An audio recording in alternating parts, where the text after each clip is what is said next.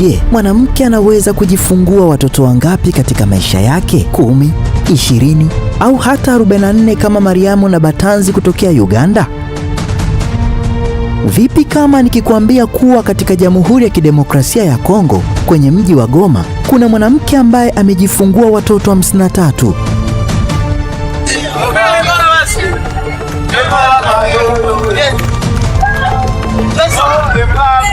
Nitakufa mbio mimi. Kama nitaacha kuzaa naweza kufa.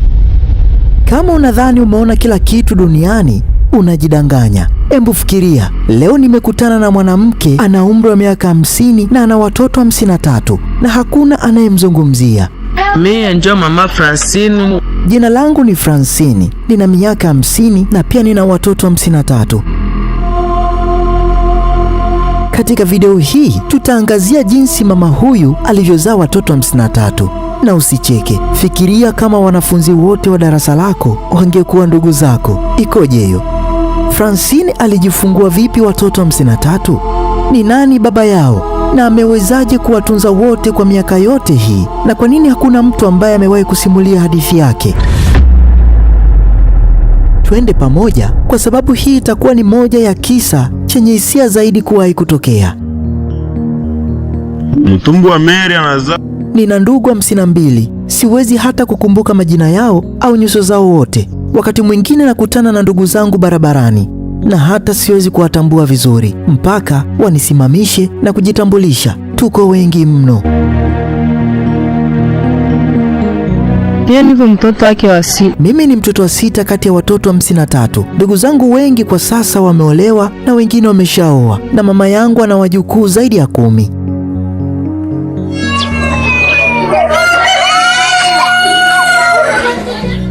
Safari yangu ilianza mapema asubuhi kwenda kuchunguza jinsi familia hii kubwa inavyoianza siku yao, kujua sehemu wanapolala, shughuli zao za asubuhi na jinsi wanavyoweza kumudu maisha. Hivi ndio wanalalaka hivi.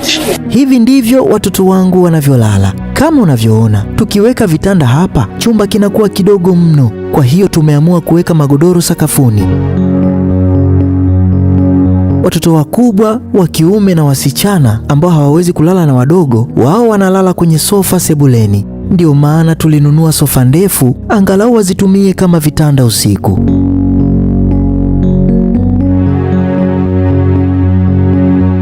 Kulala hapa sio rahisi hata kidogo. Nyumba ni ndogo mno kulingana na ukubwa wa familia. Wanapoamka asubuhi, changamoto inaendelea kama kawaida, kutafuta namna ya kuoga na kujiandaa kwenda shule kwa kuwa wana bafu moja tu.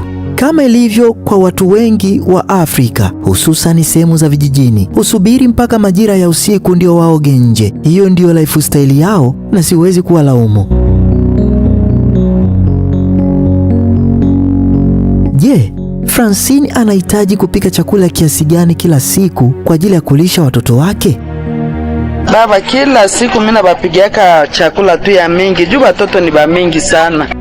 Kama unavyoona, siwezi kuwabagua. Hata wajukuu wangu kila siku huja hapa nyumbani na inabidi wao pia wale. Kila siku natumia zaidi ya kilo 26 za unga wa mahindi na kilo 7 za maharage kuhakikisha kuwa watoto na wajukuu wangu wote wameshiba.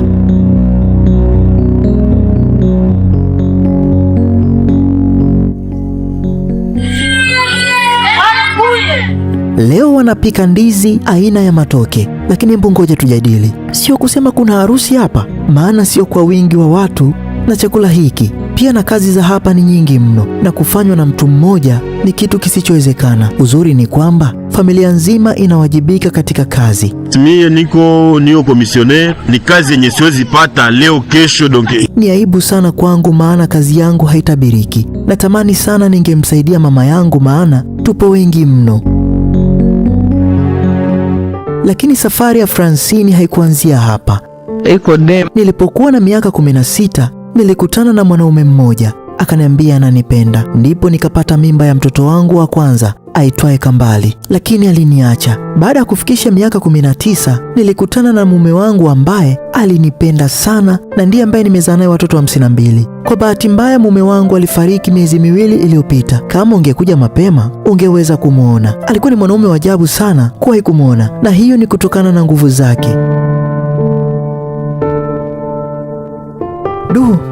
kweli hatuna bahati. Baba wa familia hii hayupo. Nilikuwa natarajia kukutana naye, lakini ndio hivyo tena, alishaaga dunia. Tulimuuliza Francine, ulijifungua vipi watoto wote hawa? Nitakufa mbio, mimi naacha bale ba. Kama ningeacha kuzaa basi ningekufa. Wacha nieleze. Nilizaliwa na hali hii ya kurithi iitwayo hyperovulation. Hali hiyo hupelekea yai moja katika mzunguko kutengenezwa kwa wingi. Hali hii huongeza uwezekano mkubwa wa kupata mapacha wawili, mapacha watatu au hata watano. Nilipofikia mtoto wa 12 nilienda kumwona daktari, na yeye aliniambia ni lazima niendelee kuzaa ili kupunguza uzalishaji wangu wa mayai, vinginevyo ningeweza kupata uvimbe ambao ungetokea kwenye ovari zangu na mwisho wa siku kupoteza maisha. Kwa maana hiyo mimi na mume wangu tuliendelea kuzaa ili kuweza kuokoa maisha yangu. Mimi sio daktari, kwa hiyo sijui kama hili lilikuwa ni suluhisho kwa hali yake au la, lakini sipo hapa kuhukumu au kubadilisha chochote, ila kama ni kweli ana bahati sana, maana aliweza kuokoa maisha yake. Lakini kuwa na watoto 53 akiwa na miaka 50, hii inawezekanaje? Mimi niko na watoto 53. Nilijifungua watoto 53 katika mimba 17 tu, na hivi ndivyo ilivyokuwa. Mapacha watano nilizaa mara 2, mapacha wanne nilizaa mara 3, mapacha watatu nilizaa mara 4, mapacha wawili nilizaa mara 5 na kujifungua mtoto mmoja mara 3. Hiyo inakamilisha hesabu ya watoto 52 kwa mimba 17, na namshukuru Mungu watoto wangu wote wako hai.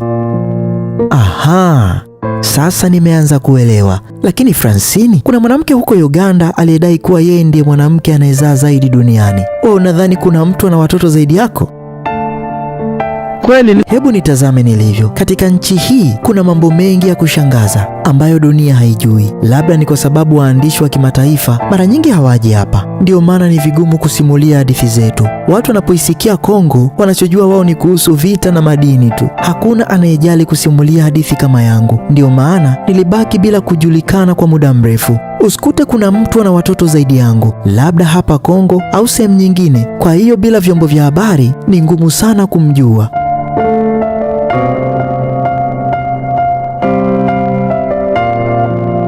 Francine yuko sahihi. Alijibu swali langu vizuri kuliko nilivyotarajia. Lakini udadisi wangu haukuishia hapo. Anapata wapi pesa za ada ya shule kwa watoto wote hawa?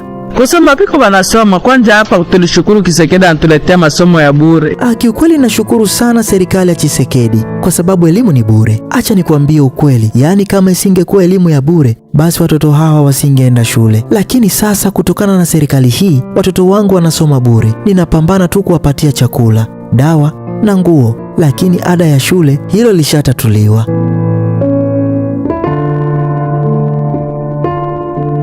Ni vigumu kuamini kuwa nimesimama hapa na mwanamke mwenye uwezo wa kuzaa watoto wengi zaidi duniani. Kila anaponijibu maswali yangu, anazidi kunichochea kumchimba zaidi, na hiyo ni kutokana na maisha wanayoishi. Na sasa nilimuuliza mtoto wa kwanza wa Francine, anajisikiaje kuwa na wadogo zake 52? Atusikiwasominjo mesha J Kambale. Jina langu ni Kambali, nina miaka 34 na mimi ni mtoto wa kwanza wa Francine. Mama aliolewa na mume wake wa pili nikiwa na miaka 2 tu. Nilimchukulia mwanaume huyo kama baba yangu. Alinilea vizuri sana. Alikuwa baba bora kwangu. Kwa bahati mbaya alifariki miezi 2 iliyopita.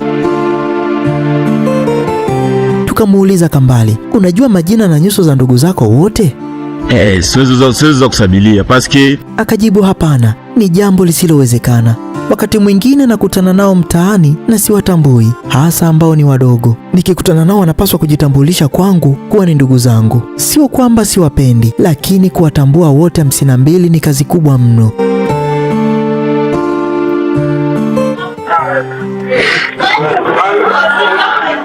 Tukamuuliza, bado unaishi katika nyumba ya wazazi wako? Oui, persone tushaoa. Akasema hapana, kwa sasa nimeoa na nina watoto 2. Watoto 8 tayari, tuna familia zetu na sisi. Ndio maana wengi wetu hatupo hapa tena, lakini watoto wetu wanapenda kuja hapa kucheza na shangazi zao pamoja na wajomba zao. Wanafurahia kuwa na wenzao wa kucheza nao, jambo ambalo linaongeza mzigo kwa mama yetu kuwalisha watoto wake na wakwetu. Ni aibu sana, maana natamani ningemsaidia mama yangu zaidi, lakini kazi yangu haiaminiki. Siwezi kumsaidia kila siku. Baadhi ya watoto wa Francine ni wakubwa vya kutosha kuweza kujitegemea, lakini walipokuwa wadogo hawakuwa na bahati, maana fursa iliyopo kwa sasa kwamba elimu inatolewa bure kipindi hiko haikuwepo, jambo ambalo linamfanya Francine apambane zaidi. Mimi ni mtoto wa 5 katika tumbo la mamangu, lakini nimebahatika kuishi nchi jirani, nimeishi Tanzania sana. Mimi ni mtoto wa 5 katika familia hii ya watoto 53, lakini nilikuwa na bahati ya kukulia katika nchi jirani ambayo ni Tanzania. Nilirudi hapa miezi miwili iliyopita kwa ajili ya mazishi ya baba yangu. Kwa kweli sikujua kama tumefikia idadi hii. Nilishangaa sana kuwaona watoto wote 53 tukiwa tumekusanyika kwenye mazishi. Ilinifanya niwaze namna mama yetu anavyopambana na umati wote huu peke yake. Nimeamua kumwachia Mungu na namuomba sana Mungu azidi kumsaidia.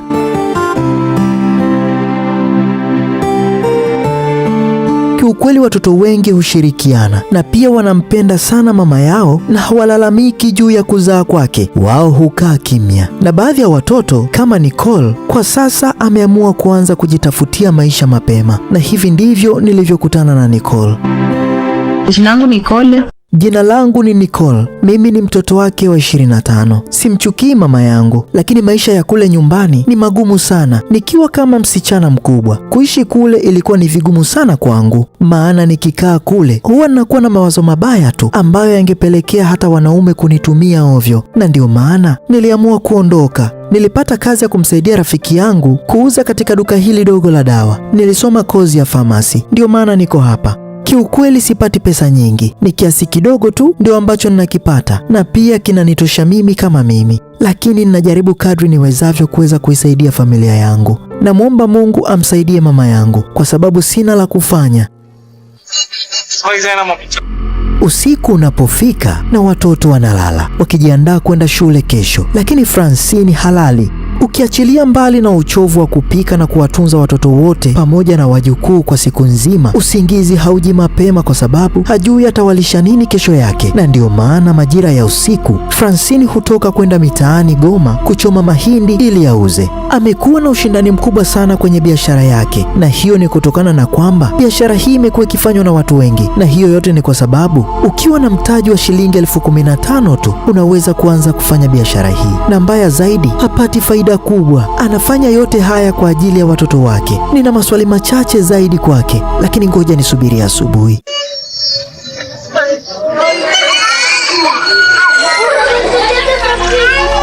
Ngoja nimuulize Francine, umewahi kufikiria kutoroka familia yako kwenda sehemu nyingine kupumzika tu? Hakuna. Sijawahi kufikiria kuwaacha watoto wangu, yaani ni bora nife kuliko kuwaacha. Watu wengi wamenishauri niwaache, lakini siwezi kufanya kitu kama hiko. Hakuna hata mmoja wa watoto wangu anayejutia kuzaliwa na mimi. Mimi ndiye ninayewajibika kwa kila kitu kwao. Wow, mama wa kipekee sana. Tulimuuliza, je, Francine, watoto wako huwa wanaoneana wivu? Mimi najisikia kabisa, mimi nabaonaka. Hapana, kwa sababu ninawapenda watoto wangu na wajukuu wangu wote.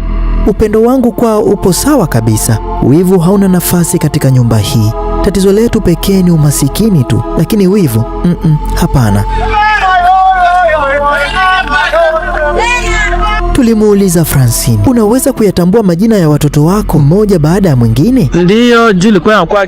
Bila shaka ninaweza kuyatambua majina ya watoto wangu wote. Katika dunia hii najua majina ya watu zaidi ya 500, wakiwemo hata watu wa kawaida tu. Hivyo ninawezaje kushindwa kuyatambua majina ya watoto wangu sasa? Labda kuchanganyikiwa kidogo tu wakati mwingine, kwa sababu wengi wao wanafanana sana, hasa mapacha.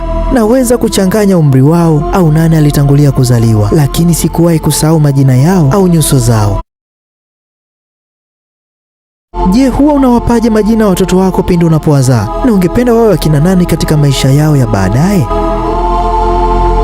Mara nyingi ninapata msukumo kutoka kwa watu mashuhuri, especially wachezaji wa mpira, watu maarufu au watu wanaoheshimiwa katika nchi yangu. Hapo ndipo ninapopata majina ya watoto wangu. Kuhusu maisha yao ya baadaye hakuna anayeweza kutabiri, lakini ni Mungu tu pekee anayejua kama watakuwa viongozi au watu maarufu. Mimi siwezi nikajua.